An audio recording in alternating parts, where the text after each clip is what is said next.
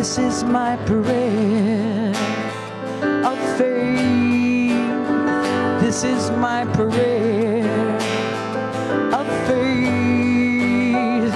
This is my prayer of faith. Let it be.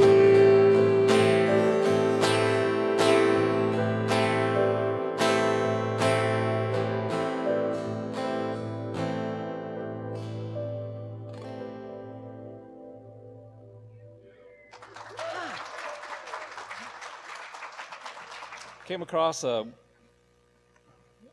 BC comic strip from Johnny Hart, and in the comic strip he says, "What is faith? Faith is blowing a dog whistle while hanging off a cliff and knowing Lassie will hear it." I love that one. That's one idea of faith, but the real essence of it, I think, is the knowing. And so in many ways, faith is a way of knowing something. So Henry Emerson Fosdick said that I would rather live in a world where my life is surrounded by mystery than live in a world so small that my mind could comprehend it. And I think that one of the things that really helps us in terms of the idea of faith is to recognize that sometimes we are working with a particular energy and a particular faculty of heart and mind that sometimes seems to be beyond our comprehension. And yet at the same time, it's a faculty that we can learn to use and to practice using in a way that actually becomes very effective in allowing us to bring more of our greater sense of, our greater experience of possibility, of who and what we truly are, of our purpose, of what we have come here to do and be in life, and to experience more of the amazing blessings of the divine in our lives.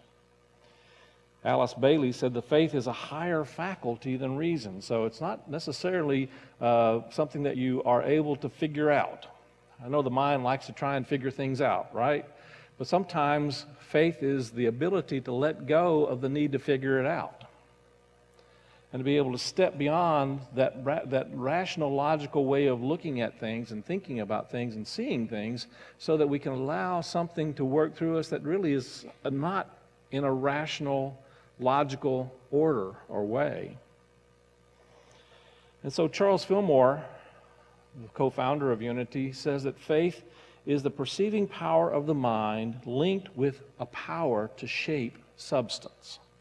Now that's kind of an interesting understanding, but basically what Charles is saying is it's a power of our mind that we have to be able to bring into our experience and our reality something that is not necessarily already there. And so we're going to talk a little bit about this idea, this understanding of faith, because one of the things that Eric says is that faith, oftentimes when we think about faith, it's normally seems to be this kind of blind acceptance of a creed or a doctrine, or where we accept things. And he says that, you know, we go to different religious service and we state this confession of faith, and or he says, as one young boy said, our confusion of faith. Because oftentimes it's really a way of simply stating that we believe certain things. But that's not necessarily what faith is. Faith has a component of belief, but simply stating that we believe something is not necessarily faith. And so what he's really trying to help us to understand is that faith is a power and a faculty of consciousness that each and every one of us has, that we're using, and we're using it 24/7, all times, at every time, and it's in process. Do you realize right now that you are, when you came into this room, you used your faculty of faith to sit down in your chair? And you had faith that the chair would hold you up. Now, it doesn't always happen, but these are pretty sturdy chairs, and so, you know, it seemed logical and reasonable that you could come and sit down in a chair and then it would hold you up, right? Well, that's called faith, in all honesty, because it's not something you had to think about. How many of you thought about, is this chair going to hold me up, before you sat down? So real faith really becomes something that is simply automatic and becomes a way of using that understanding and that power of really having an assurance of something. Faith is the substance of things hoped for and the assurance of things unseen. This is what Paul defined it. And so one of the things that we are learning in this practical metaphysics is that faith is not just something that happens to us and we decide one day that we're going to have it. It's already there. It's already present, and we're already using it. The question is not whether we have faith or not. The question is, where are we directing our faith? Where are we putting it? And what are we putting it in? And we are reminded that there are those who have been able to use this faculty of faith to perform what seems to be miracles. But in reality, they're not miracles. They are the orderly procession of the use of the faculty of faith, and they seem miracles to us because we don't have the logical, rational understanding of how it all comes about. Does that make sense? So one of the things that he talks about is that we have we've been taught that faith is is believing in God, but that's a really narrow kind of understanding of what faith really is. And one of the things he points out, he says Sidney Harris, a syndicated newspaper columnist who is a favorite of his, said once enraged his followers by saying, "My father didn't believe in God, but God believed in him." And what he was saying is his father didn't go to church. He was not a religious person.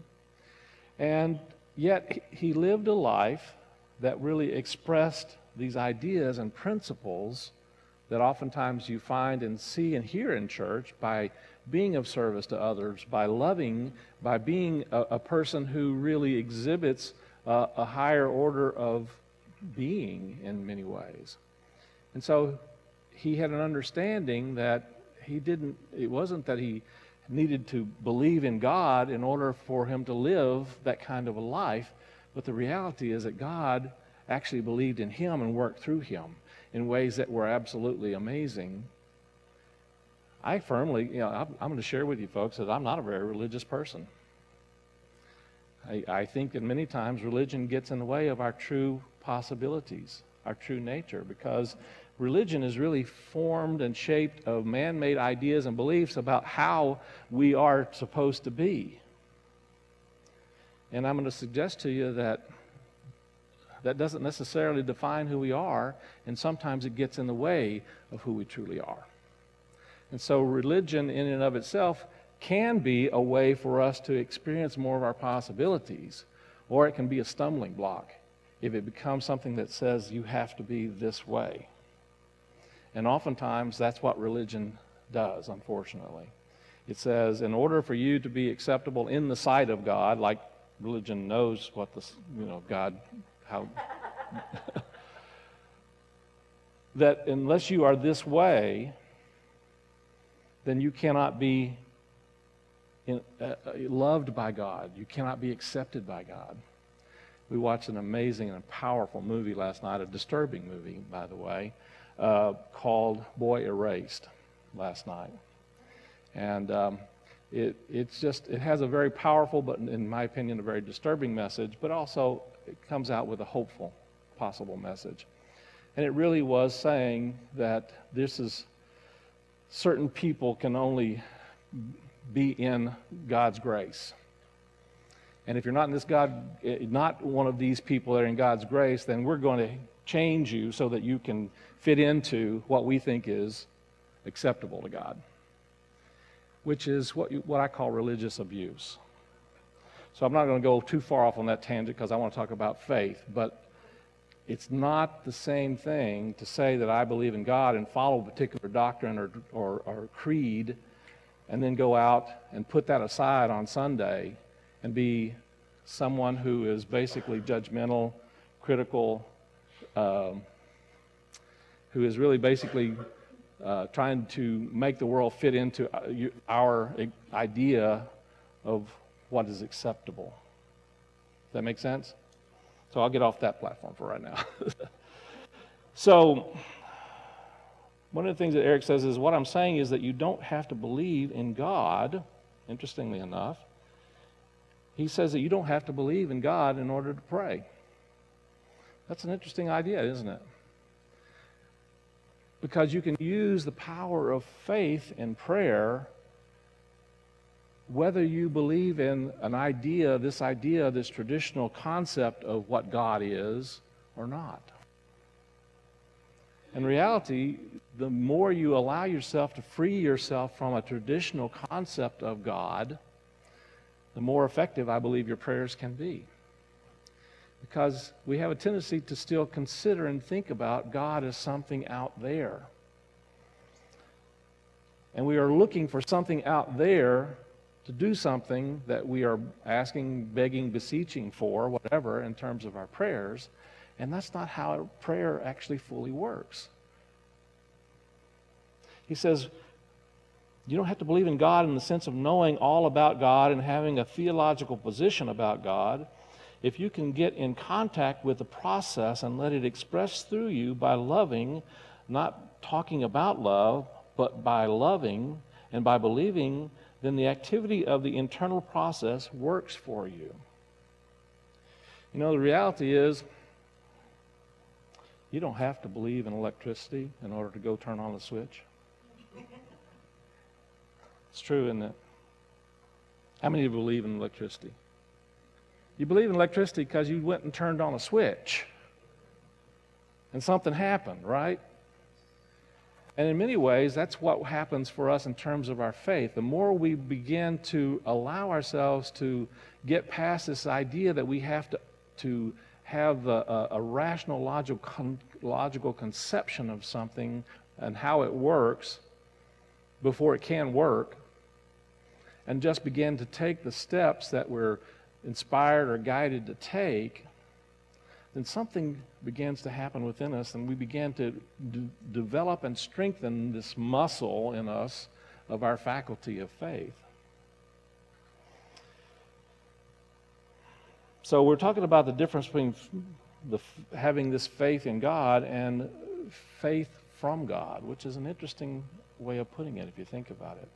It's a dynamic key. It's not, faith is not necessarily in God, but it is faith from God. In other words, it's allowing the faculty and energy of faith to work through us in such a way that we're not necessarily looking for this thing out there to do something, but we are open to something working through us in our awareness and our conception and our consciousness, so that we are given an insight, awareness, a strength, a power, whatever we are needed in that moment, in that time, to move us forward into a greater expression of the divine, whatever that might be.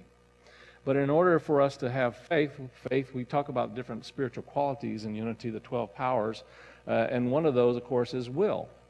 And it's important for us to begin to use the faculty of will with our faith so that we are focusing our faith in the direction of what we want to draw into our experience in life. The biggest challenge that most of us have is that we have a lot of faith, but it's scattered in the world out here.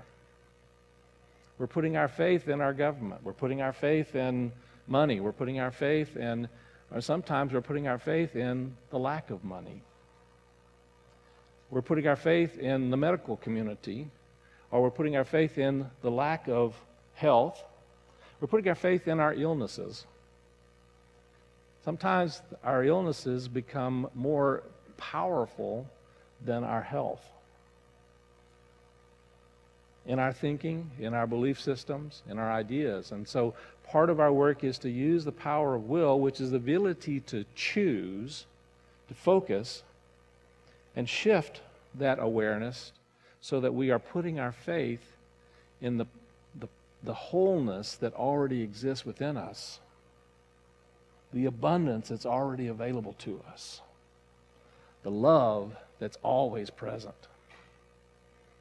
and we put our energy into that, then something begins to shift and change. And our faith goes to work to draw to us experiences that are demonstrating whatever that might be. So one of the ways I define faith, reading and listening and paying attention to this lesson this week, it came to me that faith is really the reality. Let me say this. I heard this in my meditation. Let's see if I can say it how I heard it. Faith is the ability to see a reality that is beyond our current experience. Let me say that again. Faith is the ability to not only see a reality that's beyond our current experience, but to hold to that reality to the point where that becomes our experience. Is that clicking with anyone? That really spoke to me this morning when I was really meditating on this idea that what we're doing is using the faculty and the power of our consciousness to draw into our experience something that is already real. And part of the faculty of faith is really getting into that sense that it already is so, that it already is real. And we actually don't have to make it real, it already is. But in order for it to be our experience, we have to hold to that reality. But we have a tendency then to flip back and forth between that reality and our current experience. And sometimes we have more faith in our current experience or our past experience, believing that our past experience is always going to be our reality. And so our work is to focus our consciousness on this greater possibility, this greater reality, to the point where it's actually attracting and drawing it into our current experience. Now that may seem like that may be a bit of a wordy way or a heady way of describing it, but it spoke to me, and I'm hoping that it kind of gives an image for you of how you can use this energy and this faculty of faith to draw into your life a greater blessing, a greater possibility, a greater experience of the truth of who and what you are about and what you've come here to be and do. One of the things he says that I think is really valuable is it's the understanding that we are, there's a dynamic thought, he says, that I want you to consider. And this thought is that God is centered in you. So let's take a moment and just think about that for a moment. God is centered in you. And he says that there's no more God centered in anyone else, anywhere else, than there is right now centered in you. You can't get more God in you because God is always everywhere present. There's only one presence and one power in this universe, God, the absolute good, omnipotent, omniscient, omnipresent. So God is everywhere present. Because Meister Eckhart, who said, God is a circle whose center is everywhere and whose circumference is nowhere. Well, if God is centered everywhere, then God is centered in you. And he says that there was no more God in Jesus than there is in you. Oh, blasphemy. Oh, my goodness. But there is a difference, he points out. And the difference is this. The difference is that Jesus was more centered in God. Let me say that again. There was no more God centered in Jesus than there is in you.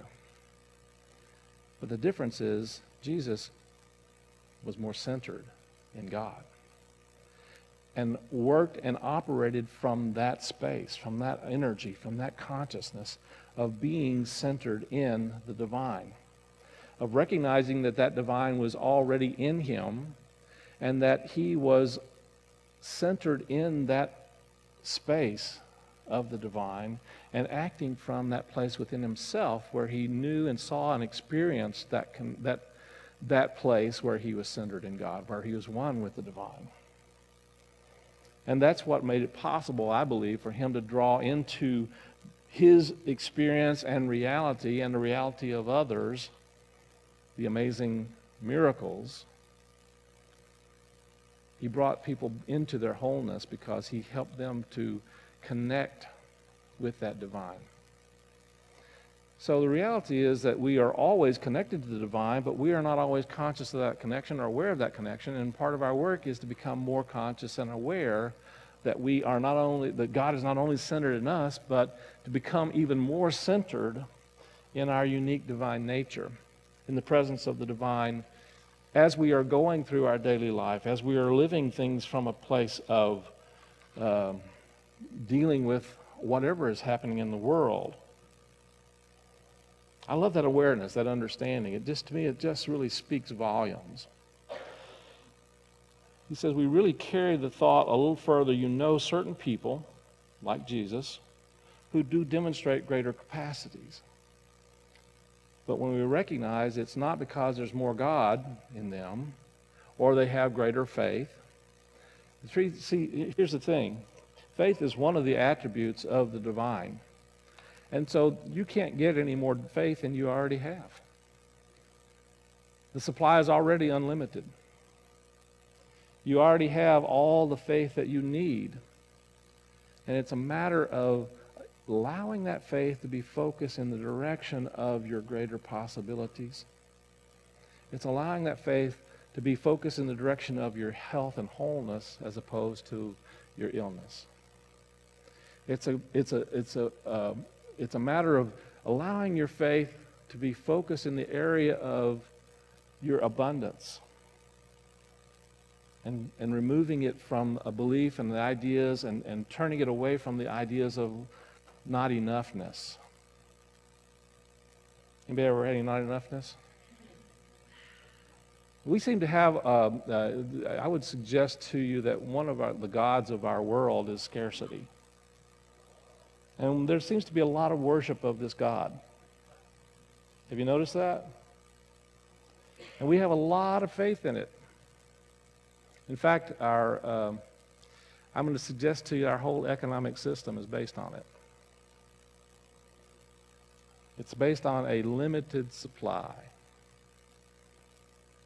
And it's one of the reasons why I think we have oftentimes so many challenges and difficulties, because we wind up believing that stuff. We believe that somehow that there's only so much. Now, don't get me wrong. There may be only certain forms where there's only so much. So, for example, we talk about the fuel shortage or energy. We talk about an oil shortage and things like this. And there may be a certain limited amount of oil in the world. But even if there's a limited amount of oil, that doesn't mean there's a limited amount of energy. And that's the confusion that people think, well, if there's not enough oil, what are we going to do? We're going to find some other way of having energy. It's already happening. We're already creating and developing new ways to have what we need in terms of energy. But we've created this belief system in our culture that says you got to have oil. And we fought wars over it. We've killed thousands and millions of people so that we make sure that we have enough energy. But what we're really doing is fighting over oil. And oil may or may not be the best resource for us. Now, I'm in Texas here, so I'm aware that some people are not going to necessarily like this message. But I'm speaking truth here. There's an unlimited supply of energy, and there's an unlimited supply of faith in you. There's an unlimited supply of love. And our work is not to necessarily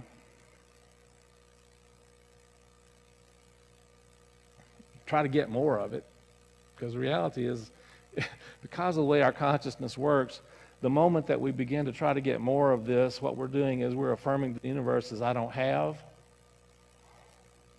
And when we affirm to the universe I don't have, the universe goes, the universe is so loving and just incredibly generous. It will give you all the I don't have you ever could hope for. It'll give you all the I'm a not enoughness that you could ever desire.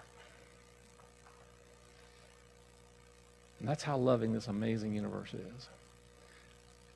And it'll do that until you finally get tired of all the I'm not enough, or I don't have enough, or there's not enough. And you begin to think, well, what if there really is enough? And wait a minute, well, what if I really am enough? And then the universe will go, well, yeah, you want some more of that enoughness? Okay, here. So this is, to me, the power of faith.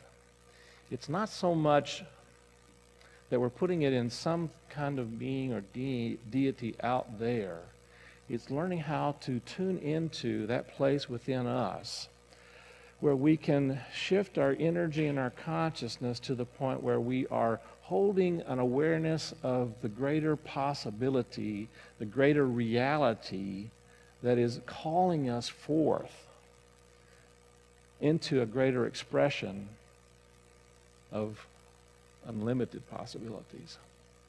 So that we are then using this energy to draw it into our everyday kind of experience, and we're beginning to live from that place of our true nature, of our greater possibilities. So let's move into our meditation time and let some of this sink in and let ourselves move into that place where we can experience not just being in having God centered in us, but being centered in the unlimited possibilities of our unique divine nature. So have a little music, and as we get ready, we'll set ourselves an intention for really truly moving into that space of knowing that I'm centered in God, and God is centered in and as me.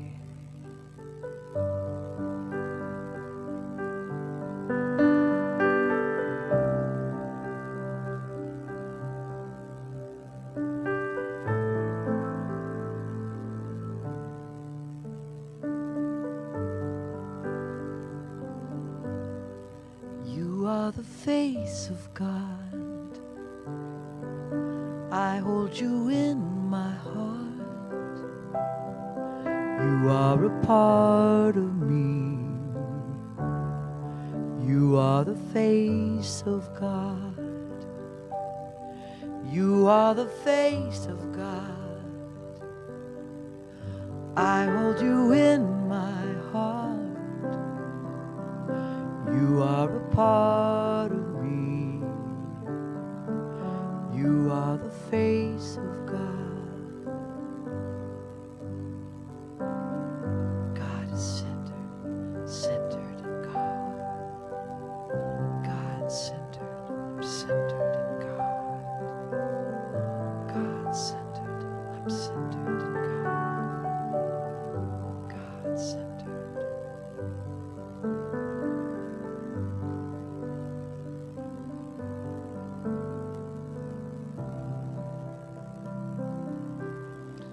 So let's tune into that place of stillness within ourselves and get this feeling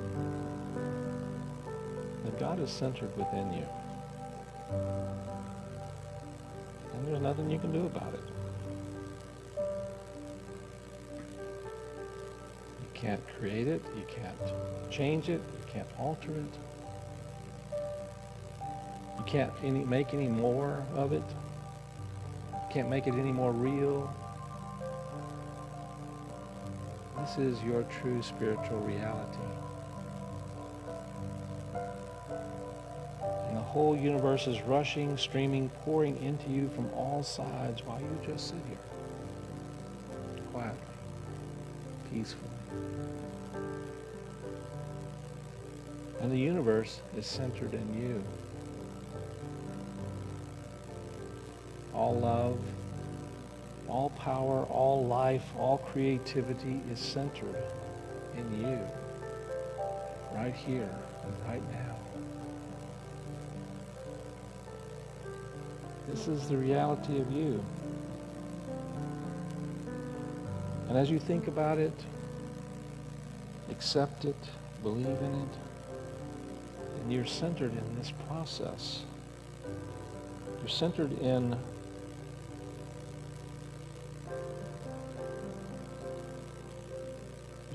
God, and you make contact, connection.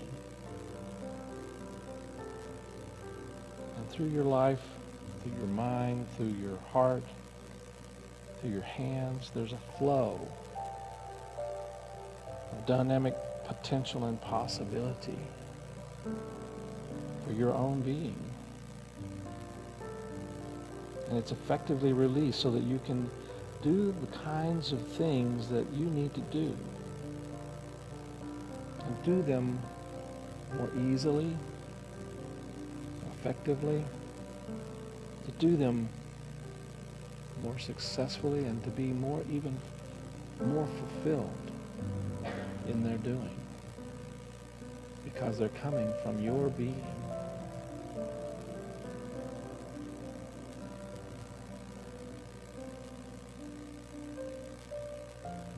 And so you see yourself being and doing and having an even greater possibility of good. Love, peace, abundance, of joy, of wholeness, of health, of vitality. And we're grateful for this consciousness. And so let's just for a moment feel this gratitude, this gratefulness for that God that is centered in you. And knowing that the universe believes in you.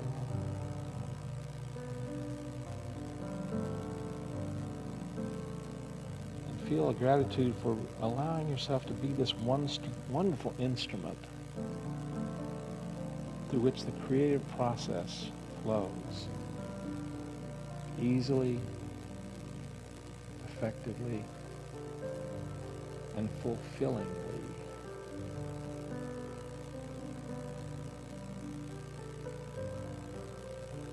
You are the face of God.